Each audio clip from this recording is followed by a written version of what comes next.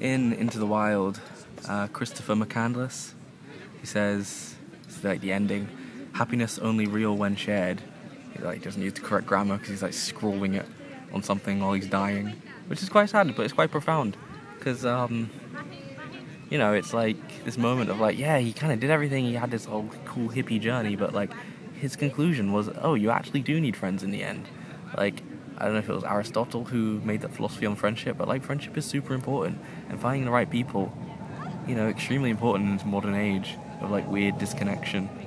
Which is honestly, that's why I think people making content, because it's like a way to find connection. It's like you make the content of your weird, unique personality, because we've all been affected by the internet and such, that we all have these weird, comorbid, mixed amalgamations of personalities. Because in the 60s it was simple. You had an identity, you stuck to it, you read books, you had a little community, and it was pretty simple to know who exactly you were.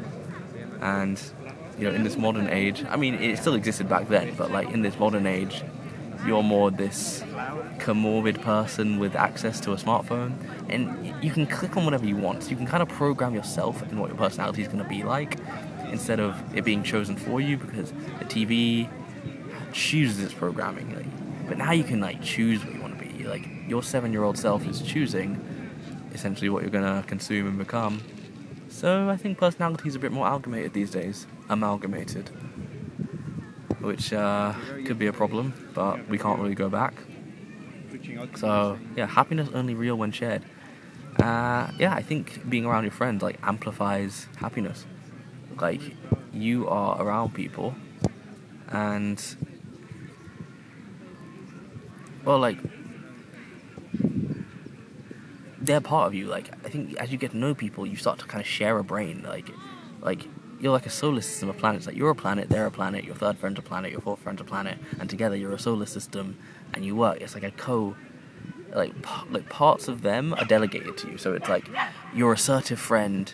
You don't need to be that assertive anymore, because when you're hanging out with your assertive friend, they'll be assertive for you, and they'll ask the waiter to do this for them. It's like you are delegating tasks to each other because you're a unit, so you're stronger together because of your weaknesses, if you get what I mean. Like, your assertive friend, your friendly friend, your friend who's really good with taxes and mathematics and finances, and then your friend who is good with bodybuilding, who's physically fit, physically strong, so they're like the bodyguard of the group, they're the math man of the group, and you know what I mean. You're delegating tasks to each other because you're only one brain, and being able to split it through multiple people is but it spreads to happiness as well, enjoyment of life. I think you share moments, and those moments end up becoming these I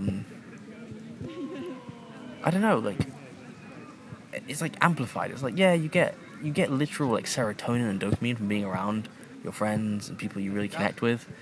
But there's also a thing where it's if only this one friend understood this inside reference that you just made. You saw something which referenced something that happened 5 years ago, and you just nudged them on the shoulder, and they knew exactly what you meant. They knew exactly what you were referencing. That's a feeling you can't get from anything else. And so I think that's it's an important trait to have when you're growing up, and when you're an adult, obviously.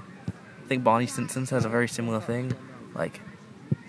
It's in the final season of How I Met Your Mother. Basically the same thing. Life is only legendary when your friends are there to see it.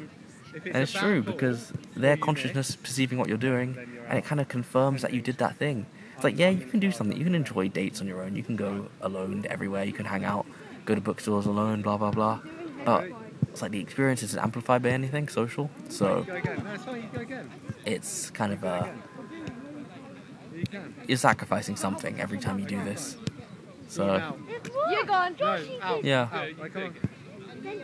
it's a good thing to keep in mind in this age of focus on yourself, focus on being alone. Maybe for a bit, for 6 months or whatever, but you should rejoin the group eventually, because you can delegate to each other, you can protect each other, you can literally amplify your own experience of inside jokes and serotonin. And yeah, in the words of Ned Stark from Game of Thrones, when when winter comes, the lone wolf dies and the pack survives.